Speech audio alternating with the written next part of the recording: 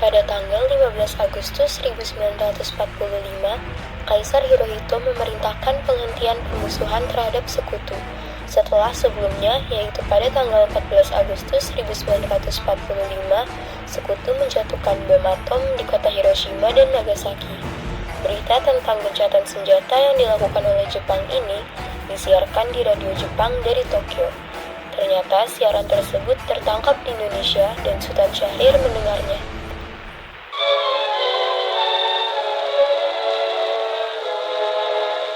First record of the doom of Nagasaki, target for atom bomb number 2, is filmed from a super fortress many miles away.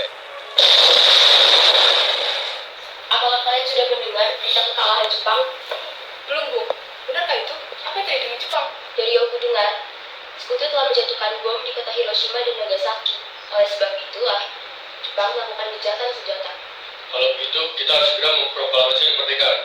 Benar itu. Jepang sudah tidak wewenang mendengar ini. Kita harus memanfaatkan momen ini. Setelah mendengar berita kekalahan Jepang, Khairul Saleh segera merencanakan pertemuan dengan anggota golongan muda lainnya untuk membicarakan masalah proklamasi kemerdekaan. Pertemuan ini dilangsungkan di Jalan Pegangsaan Timur, nomor 17, Jakarta, pukul 20.00 waktu Indonesia Barat. Teman-teman, sudahkah kalian mendengar berita kekalahan Jepang? Belum, kawan. Dari mana kau tahu tentang itu? Tadi, saya baru saja bertemu dengan Soekarni dan diberitakan oleh dia. Wah, berarti negara kita sedang ada di posisi Pak Kemopor. Tepat sekali. Kalau begitu, kita harus membagi tugas. Mikana dan Khairul, kalian harus menyampaikan kabar ini ke kediaman Soekarno. Dan saya dan Bung Darwis akan memerintahkan kepada anggota lainnya untuk merebut kekuasaan dari Jepang. Kediaman Soekarno, Jalan Pegangsaan Timur, nomor 56, Jakarta, pukul 22.00 waktu Indonesia Barat. Terjadi perdebatan serius antara golongan pemuda dengan Soekarno. Kemudian para anggota golongan tua yang berada di kediaman Soekarno langsung membicarakan permasalahan tersebut. Menurut saya sekarang yang terpenting adalah menghadapi sekutu lawan yang mencoba menguasai negeri ini. Selain itu, masalah kemerdekaan dapat dibicarakan dalam sidang PPKI 18 Agustus mendatang. Lalu, bagaimana dengan pendapat golongan muda? Apa kita abaikan saja? Ya, lagi pula mereka masih muda, pemikiran mereka masih pendek. Kita harus lihat ke depan dan mempersiapkannya dengan matang. Lagi pula, bagaimana jika nanti semuanya berantakan? Baiklah, Bung, berarti kita semua sudah sepakat. Dengan berat hati mendengar keputusan tersebut, para pemuda pun meninggalkan kediaman Soekarno. Tetapi mereka tidak putus asa. Mereka pun menyusun strategi bagaimana membujuk Soekarno dan Muhammad Hatta untuk memproklamasikan kemerdekaan sesegera mungkin. Akhirnya mereka memutuskan untuk mengasingkan kedua tokoh itu ke Rangas Dengklok agar terhindar dari desakan pemuda dan pengaruh Jepang di Jakarta. Tanggal 16 Agustus 1945 pukul 04.00 waktu Indonesia Barat, kediaman Soekarno. Assalamualaikum. Waalaikumsalam. Ada apa saudara pagi ini? Jadi, kami datang kemari untuk membawa Bapak dan Pak Soekarno menuju tempat pengasingan. Tempat pengasingan? Ya, Maksudmu apa?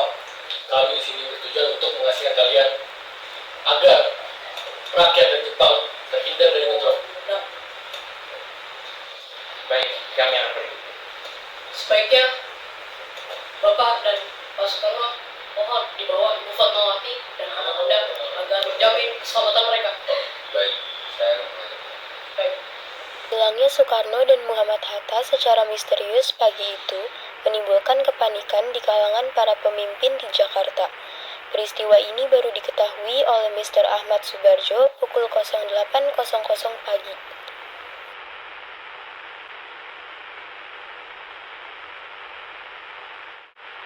Bos, saudara membawa kami ke sini.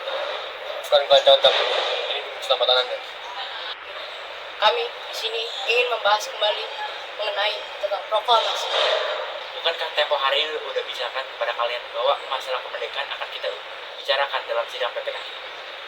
Kami ingin memproklamasikan kemerdekaan tanpa ikut campur tangan dari Jepang.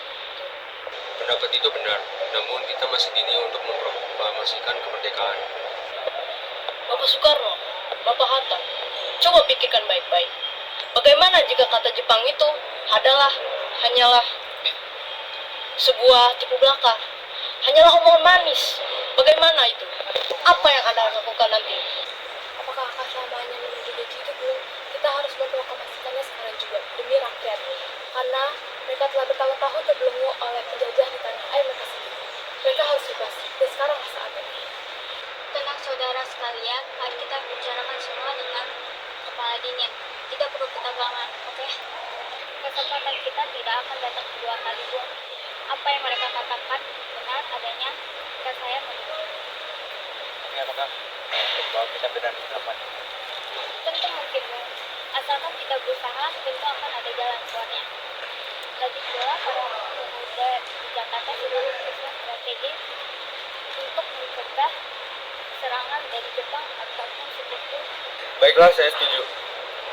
Kita akan memproklamasikan kemerdekaan tanpa campur tangan Jepang. Pada pukul 17.30 waktu Indonesia Barat, rombongan dari Jakarta tiba di Rangas Dengklok untuk menjemput Soekarno dan Muhammad Hatta. Syukurlah kalian berdua baik-baik saja. Jadi sekarang bagaimana? Kami setuju bahwa kemerdekaan harus dilakukan tanpa campur dengan Jepang. Jadi, kapan kita akan melaksanakannya? Menurut saya, bagaimana jika besok pasukan pemuda di Jakarta sudah siap? Jika mungkin iya, kita akan laksanakan besok pagi. Selesailah perundingan di Rengas Dengklok. Semua anggota golongan tua maupun muda kembali ke Jakarta untuk membahas lanjut rencana proklamasi kemerdekaan tanggal 17 Agustus 1945. Bagaimana kita membicarakan naskah teks proklamasi untuk mendeklarasikan kemerdekaan? Kita butuh tempat untuk membahasnya, Bung. Hari sudah larut malam. Mana mungkin Jepang mengizinkan kita? Saya punya ide. Bagaimana jika kita meminjam rumah Laksamana Maeda? Selamat malam, ada Bung. Maaf mengganggu Anda malam-malam ini. Kami membutuhkan tempat untuk membicarakan kemerdekaan yang akan dilakukan esok hari. Benarkah itu? Kalau gitu, masuklah. Saya turut gembira mendengar kabar ini. Saya akan gunakan ruangan yang kalian butuhkan. Saya ingin pergi istirahat dulu. Terima kasih, Bapak Perwira. Perumusan teks proklamasi dilakukan di Rumah Makan Maeda. 3 eksponen pemuda yaitu Soekarni, Sudiro, dan BM Diah menyaksikan Soekarno, Muhammad Hatta, dan Ahmad Subarjo membahas perumusan naskah proklamasi. Acara perumusan naskah proklamasi berjalan lancar. Tidak ditemukan kesulitan untuk menemukan rumusan yang tepat. Sebagai hasil pembicaraan mereka bertiga, diperolehlah rumusan yang ditulis tangan oleh Soekarno. Pada tanggal 17 Agustus 1945 pukul 04.00 waktu Indonesia bagian Barat, dibacakanlah rumusan naskah proklamasi untuk yang pertama kalinya di depan para hadirin yang berada di Rumah Maeda yang langsung disetujui. Namun, kemudian timbullah persoalan tentang siapa saja yang akan menandatangani naskah proklamasi. Menurut saya, sebaiknya naskah ini tidak ditandatangani oleh PPKI. Memang kenapa? Lantas siapa mendatanginya? PPKI kan lembaga buatan Jepang. Kita sudah sepakat bahwa Jepang tidak ikut campur dalam urusan hal ini. Oh benar nak, jadi bagaimana ini Bung? Adakah kalian punya pendapat untuk menyelesaikan masalah ini? Bagaimana jika naskah ini ditandatangani oleh hadirin saat ini? Seperti Amerika yang menandatangani teks deklarasinya.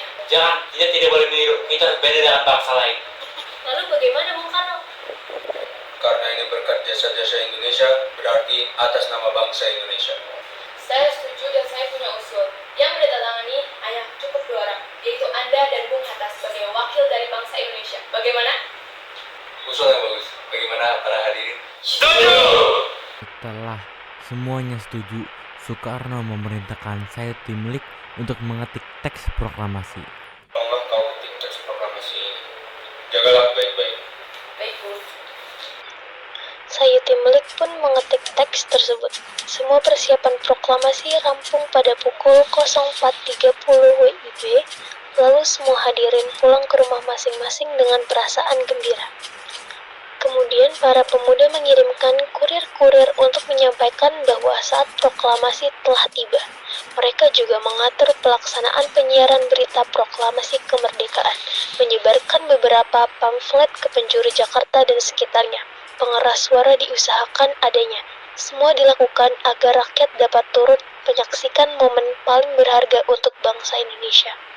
Pada saat yang sama, Soekarno dan Ibu Fatmawati sampai di kediaman mereka dan berbincang sejenak. Alhamdulillah semua berjalan dengan lancar. Terima kasih ya Bu, sudah menemani saya saat-saat yang mengurus rutinah ini.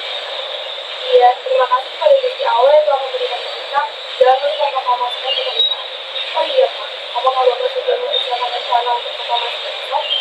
Sudah, kita akan melaksanakan upacara bendera yang nanti akan diiringi lagu Indonesia Raya oleh karya Bungsu Rahman.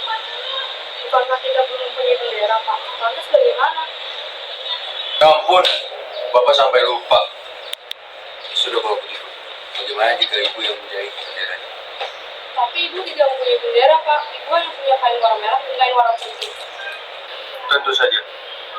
Buatlah bendera yang sederhana. Yang penting kita sudah menyiapkan. Baiklah Pak, Ibu punya ide. Bagaimana kalau kita namakan saja bendera itu dengan sangsaka merah putih? Ide yang bagus. Bendera pusaka, sangsaka, dan warnanya merah putih menjadi bendera sangsaka merah putih. Brilian. Ya sudah kalau begitu, berarti Bapak bersiap sana untuk mempersiapkan rencana proklamasi besok.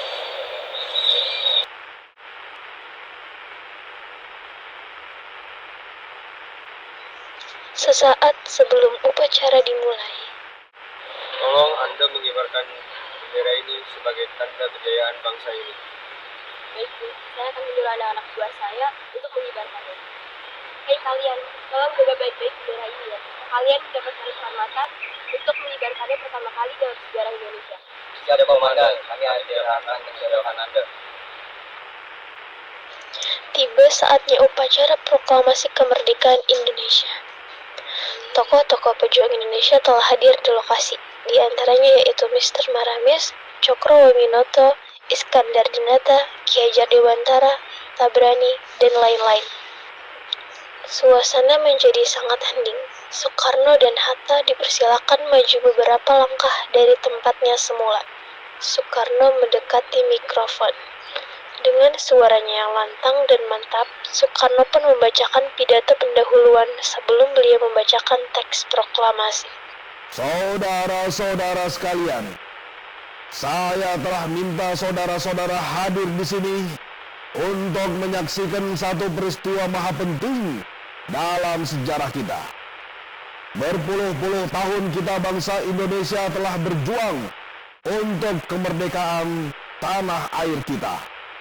Bahkan telah beratus-ratus tahun. Gelombang aksi kita untuk mencapai kemerdekaan kita itu ada naiknya dan ada turunnya. Tetapi jiwa kita tetap menuju ke arah cita-cita. Juga di dalam zaman Jepang, usaha kita untuk mencapai kemerdekaan nasional tidak berhenti-henti. Di dalam zaman Jepang ini, tampaknya saja kita menyandarkan diri kepada mereka. Tetapi pada hakikatnya, tetap kita menyusun tenaga kita sendiri. Tetap kita percaya kepada kekuatan sendiri. Sekarang, tibalah saatnya kita benar-benar mengambil nasib bangsa dan nasib tanah air di dalam tangan kita sendiri. Hanya bangsa yang berani mengambil nasib dalam tangan sendiri akan dapat berdiri dengan kuatnya.